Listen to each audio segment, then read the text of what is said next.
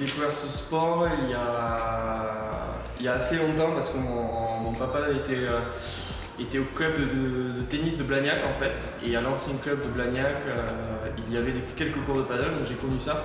Et après c'est un dimanche par hasard, je suis allé faire une partie avec ma famille et je suis tombé un peu amoureux de ce sport, ça m'a plu directement.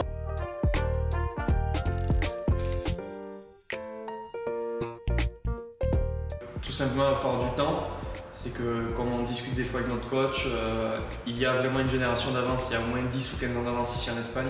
Juste en regardant les structures, c'est incroyable. Dans un premier temps, il faut une grosse masse de joueurs en France, il va falloir après des structures, il va falloir des coachs. Il y a une équipe de France qui a fait un excellent résultat au championnat du monde. C'est des petites choses qui montrent que la France se développe et qui vont faire du bien au développement aussi.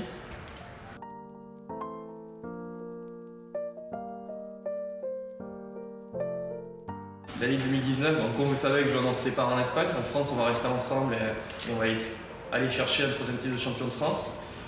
On va essayer de revenir en France entre 8 et 10 fois au maximum, essayer de revenir à chaque fois, essayer de gagner les plus gros tournois en France. Et en Espagne, on va essayer d'atteindre l'objectif de top 100 mondial d'ici 2019.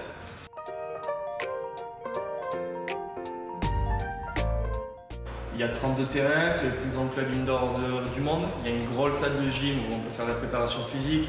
Il y a un restaurant, on est très bien accueillis. Et après, comme je disais, là il est 10 h du matin, tous les terrains sont remplis. Il y a des tournois, il y a des amateurs, il y a des pros qui viennent s'entraîner. Et on est quand même baigné dedans.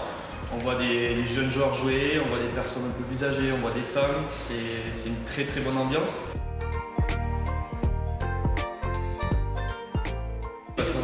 Parce que je fais que ça et on fait que ça avec Johan, mais après on ne gagne pas d'argent, on a nos sponsors qui nous financent l'année, mais à la fin du mois on ne peut pas se tirer de salaire pour pouvoir vivre.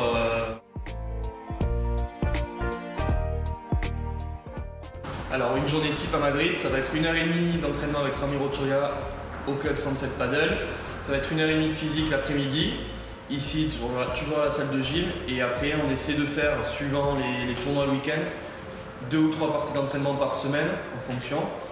Donc soit ici, soit dans un autre club pour essayer de changer un petit peu aussi, voir d'autres personnes et changer de club. Voilà. Mon gros point fort, ça va être que je suis baigné dans le paddle depuis pas mal d'années, donc toute la partie anticipation, je connais très bien le paddle, donc sur une piste je me sens très bien et j'arrive vraiment à anticiper les coups d'adversaire. Après j'arrive à avoir des points forts à la volée où je défends, je pense assez bien, même très bien sur le paddle. Et après mon point faible, ça va être un peu plus d'attaque, voire finir le point, que ce soit physiquement, que ce soit tactiquement, que ce soit techniquement. Encore des petits points à calibrer pour aller chercher le haut niveau.